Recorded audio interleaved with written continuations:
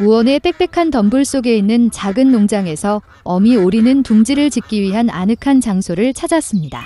그녀는 병아리가 부화하기를 기다렸다. 어느 화창한 아침, 달걀 껍질이 딱딱거리고 작은 솜털 오리 새끼가 태어났습니다. 깨지고 싶지 않은 가장 큰 달걀이 하나만 남았습니다. 오리는 자신에게 문제가 있다고 걱정하기 시작했습니다. 그녀는 다시 달걀 위에 앉았고 조금 더 기다리기로 결정했습니다. 오리 엄마는 그녀가 할 수 있는 모든 열을 주었습니다. 그녀는 오랫동안 그를 부화시키기 때문에 이 병아리가 가장 아름답다고 생각했습니다.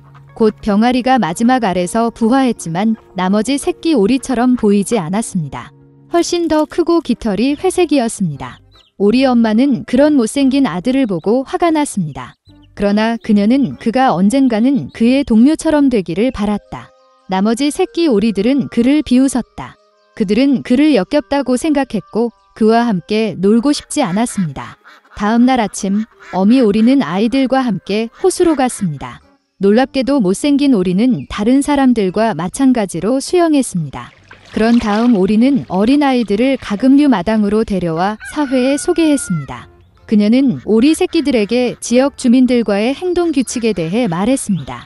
오리는 가장 고귀한 뚱뚱한 드레이크에게 그 무리를 선물했지만 그는 못생긴 오리를 공격했고 그녀는 실패한 병아리를 보호해야 했습니다.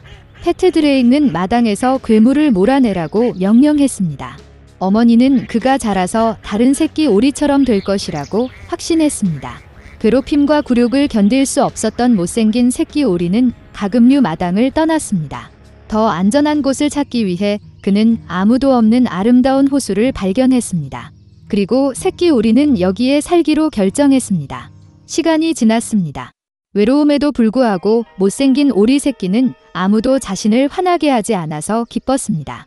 그러던 어느 날 긴 목을 가진 아름다운 하얀 새가 그의 호수로 날아갔습니다. 못생긴 새끼 오리는 그것이 어떤 종류의 새인지 몰랐지만 그는 감탄하면서 그것을 보았다. 그는 온 마음을 다해 그녀를 사랑했습니다. 오리가 이 사랑스러운 하얀 새처럼 되고 싶어요. 겨울이 왔고 눈이 내리기 시작했습니다. 못생긴 오리 새끼는 처음으로 하얀 눈을 보았습니다. 그 눈이 광경에 기뻐했습니다. 그러나 겨울이 눈이 많이 내리기 때문에 새끼 오리가 먹이를 찾기가 매우 어려웠습니다. 그는 음식을 찾아 동네를 돌아다녀야 했습니다. 그는 춥고 피곤했습니다. 그래서 못생긴 오리는 농부의 집에 도착했습니다. 농부는 얇고 불행한 병아리를 보았을 때 그를 미안하다고 느꼈습니다. 농부는 살이 찌고 자랄 때까지 오리 새끼를 키우기로 결정했습니다. 봄이 왔다. 주인은 병아리를 잘 돌보았고 그는 많이 자랐습니다. 오리는 이미 많은 공간이 필요했고 농부는 그를 호수에 풀어주기로 결정했습니다. 호수 기슭에 서서 못생긴 오리는 물에 비친 자신의 모습을 바라보았습니다. 그리고 그는 그의 눈을 믿을 수 없었습니다. 그는 자신을 알아볼 수 없었고 그 뒤에 다른 누군가가 있다고 생각했습니다. 그리고 오리는 반사의 멋진 새가 자신이라는 것을 깨달았습니다. 축하하기 위해 그는 호숫가 전체를 때리며 수영했습니다. 그리고 갑자기 그는 전에 한 번 보았던 긴 목을 가진 똑같은 아름다운 흰색 새를 보았습니다. 못생긴 오리는 그녀에게 더 가까이 수영하기로 결정했습니다. 그러나 아름다운 새는 두려워하지 않았지만 반대로 그녀는 미소 지으며 윙크했으며 함께 호수를 헤엄쳤습니다. 못생긴 오리 새끼는 그의 행복을 믿을 수 없었습니다. 지나가는 호수 기슭의 뚱뚱한 드레이크는 자신의 인생에서 그렇게 아름다운 어린 백조를 본 적이 없다고 말했습니다. 그가 한때 가금류 마당에서 몰아온 못생긴 새끼 오리가 아름다운 백조라는 사실을 알았을 때 그의 놀랐던 것은 추악한 오리 새끼는 처음부터 백조였습니다. 알이 우연히 오리 둥지에 떨어졌습니다. 그리고 아름다운 어린 백조가 집으로 돌아왔을 때 가금류 농장의 모든 사람들은 한때 그의 외모 때문에 그를 화나게 한 것을 매우 부끄러워했습니다. 레뮤엘 걸러버는 영국에서 아내와 아이들과 함께 5개월을 보냈지만 여행에 대한 갈망은 더욱 강해졌습니다. 그래서 모험가 배의 선장이 된 걸리버는 또 다른 항해를 시작했습니다. 그는 50명의 승무원을 모집했지만 결과적으로 모든 승무원이 정직한 사람은 아니었습니다. 한 번은 배신자들이 배를 몰아내고 걸리버의 오두막에 침입하여 그를 묶었습니다. 승무원은 3일 동안 전 선장을 가두었습니다. 그리고 넷째 날, 배신자들은 걸러버를 알려지지 않은 땅에 착륙시키고 그에게 식량을 남겨두고 북쪽으로 항해했습니다. 전 선장은 내륙으로 갈 수밖에 없었습니다. 도중에 그는 말의 흔적을 만났고 걸리버는 조기 구조를 희망했습니다. 갑자기 수평선에 인간형 형상이 나타났습니다. 걸리버는 눈을 감고 그녀를 보았다. 짙은 피부와 곱슬 머리에 이상해 보이는 원숭이였다. 이 동물들은 발에 긴 발톱이 있었습니다. 그들은 너무 위험해 보였기 때문에 걸리버는 숨을 멈추고 뒤에 있는 나무에 기대어 있었습니다.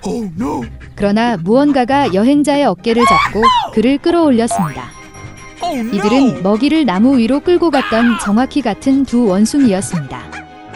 걸리버는 손으로 반격하기 위해 고군분투했지만 동물은 더 강했습니다.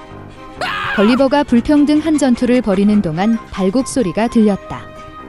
다가오는 말을 보고 원숭이들은 걸리버를 던지고 공포에 질려 달아났습니다. 다가가자 말은 걸리버를 흥미롭게 조사했다. 두 번째 말이 올라와서 앞 발굽을 차며 인사를 하고 옆으로 걸어갔다. 말은 너무 지적으로 행동하여 걸리버에게는 말로 변신한 마법사인 것처럼 보였습니다. 마지막으로 협의 후 말들은 걸리버에게 그들을 따라오라고 명령했습니다. 이번에 걸리버는 지적인 말이 사는 나라 인겜즈에 도착했습니다. 걸리버를 공격한 이상한 원숭이들은 짐승들을 애완동물로 섬겼고 모든 더러운 일을 했습니다. 그래서 여행자는 건초가 있는 구유가 벽을 따라 뻗어 있고 다른 말들이 주둔하는 집으로 데려갔습니다.